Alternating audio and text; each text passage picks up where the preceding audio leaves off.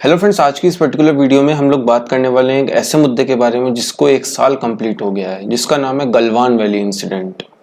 ये incident last year 15 जून 2020 को हुआ था जिसमें कि 16वीं बिहार रेजिमेंट के कमांडिंग ऑफिसर और भारतीय सेना के सैनिक मिलाकर लगभग 20 जवान शहीद हो गए थे। तो आज हम जानेंगे इस बारे में कि क्या हुआ था गलवान वैली के अंदर, या फिर क्यों हुआ था ये इंसिडेंट, या फिर क्या होता है डी एस्केलेटेड प्लान। तो आज इन सब के बारे में हम लोग डिस्कस करेंगे। तो ऐसे ही टॉपिक्स के ऊपर वीडियो देखने के लिए चैनल को सब्सक्राइब जरूर करें। तो इसकी शुरुआत होती है लद्दाख रेंज से। जो लद्दाख पर्वत है उसकी कुछ रिजेस हैं जो झील की तरफ निकली हुई हैं, और जिस झील की तरफ निकली हुई है उस झील का नाम है पेंगोंग सो लेक। तो वो जो रिजेस निकली हुई है उन रिजेस को नाम दिया गया है फिंगर्स। तो ये जो भी डिस्प्यूट है इंडिया और चाइना के बीच में, ये फिंगर्स को लेके है। तो ये टोटल 8 फिंगर्स हैं, और जो इंडिया और चाइना के बीच में जो अभी बॉर्डर लाइन है उसका नाम है LAC।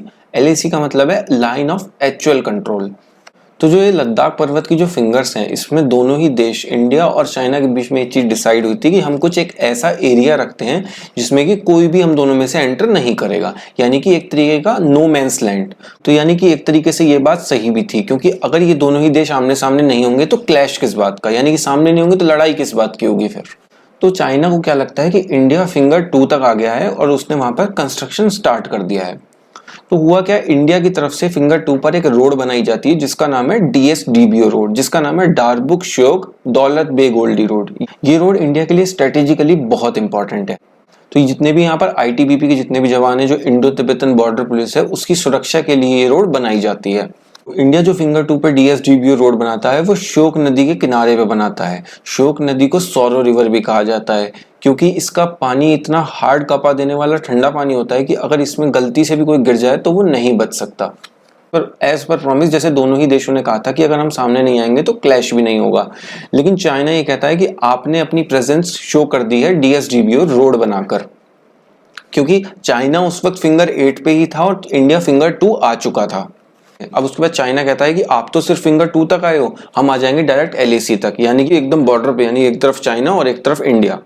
तो अब सोचने वाली बात यह है, क्या इंडिया की गलती है? क्या इंडिया ने रूल तोड़ा था? ये नहीं, क्योंकि चाइना पहले ही कंस्ट्रक्शन कर चुका था वहां पर। तो इंडिया ने भी कंस्ट्रक्शन इसीलिए किया था क्योंकि मान लो फ्यूचर में अगर ऐसी स्थिति बनती है वॉर की, तो इंडिया जल्दी से जल्दी आर्टिलरी, अपने कमांडर्स, अपने सैनिक सब भेज सके। एक तरीके से इंडिया ने भी अपनी सिक्योरिटी को बनाए रखने के लिए ये रोड बनाई थी, और ये रोड स्ट्रेटेजिकली इंडिया के लिए बहुत ज्यादा इंपॉर्टेंस रखती है। उसके बाद इंडिया और चाइना के बीच में टॉक होती है और इंडिया चाइना को इस बारे में समझाता है कि जो हमने DSDBO रोड बनाई है वो हमने एक हेलीपैड के लिए बनाई है। तो उसके बाद इंडिया कहता है कि आप भी यहाँ से पीछे हट जाइए और हम भी यहाँ से पीछे हट जाते हैं, यानी कि एक तरीके का डीएस्केलेशन प्लान, यानी कि दोनों ही नहीं रहेंगे तो वापस से फिर क्लैश होने के चांसेस नहीं रहेंगे। लेकिन चाइना के माइंड में कहीं ना कहीं ये बात थी कि इंडिया ने भी कंस्ट्रक्शन रोड का अब कर लिया है, यानी कि इंडिया ने भी अब बराबरी कर ली है चाइना की उस पर। उसके बाद 4 से 5 मीटिंग होती है, उसके बाद चाइना वापस से मान जाता है पीछे हटने के लिए। उसके बाद हमारी मेन इंसिडेंट की स्टोरी स्टार्ट होती है। हुआ क्या कि भारतीय सैनिक समझाने जाते हैं चाइना आर्मी को कि तुम्हारे आकाओं से हमारी बात हो गई है, आप लोग यहाँ से पीछे हट जाइए। लेकिन जो चाइना की जो आर्मी होती है वो ऊपर अपना टीन टप्पर डाल के बैठी होती है, क्योंकि जो गलवान वैली है उस पर चाइना काफी हाइट पे बैठा हुआ होता है। उसके बाद ये कन्वर्ट हो जाती है एक हीटेड डिबेट में, और उसके बाद जो चाइना की तरफ से जो आर्मी है वो लकड़ियों के ऊपर कीले गाड़कर और पत्थरों से हमला करती है भारतीय सैनिक पर। लेकिन उसमें इंडिया और चाइना की तरफ से फायरिंग नहीं होती है। फायरिंग इसलिए नहीं होती कि इंडिया और चाइना के बीच में एक टाई अप हो रखा है कि जब तक वॉर का डिक्लेरेशन नहीं होगा तब तक आप फायरिंग नहीं करेंगे। तो सोचने वाली बात यह है कि केवल लकड़ियों में कीले गाड़ने से और पत्थरों से कोई आदमी कैसे मर सकता है। तो जो गलवान रिवर है उसका पानी इतना ठंडा है कि जब हिमालय के ग्लेशियर पिघलते हैं उसके बाद जो पानी आता है वो इतना हार्ड कपा देने वाला होता है कि उसमें कोई भी सर्वाइव नहीं कर सकता। जब भारत की सेना पे हमला होता है तो वो लोग घायल हो जाते हैं उससे, और घायल होने के बाद वो लोग गलवान रिवर के अंदर गिर जाते हैं। और जब आपको चोट लगी होती है उसके बाद आप इतने ठंडे पानी में गिर जाते हैं तो आपका बचना वैसे ही मुश्किल हो जाता है। तो यही हुआ गलवान वैली के अंदर, जिसमें कि 16वीं बिहार रेजिमेंट के कमांडिंग ऑफिसर और भारतीय सेना के सैनिक मिलाकर लगभग 20 जवान शहीद हो गए थे।